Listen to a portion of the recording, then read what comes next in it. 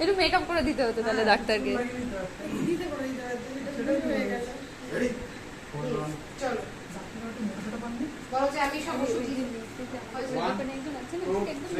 একটু উঁচু লম্বা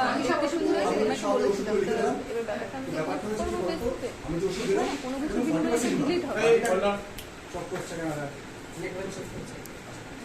মিষ্টি দিদি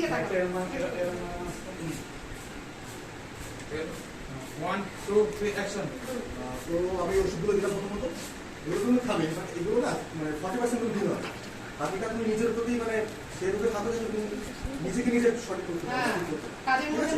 আমি এই ওষুধগুলো তুমি দিলাম, এগুলো অবশ্যই খাও, বাকিটা তুমি নিজেকে দেখো, তাহলে তুমি অবশ্যই ঠিক হবে।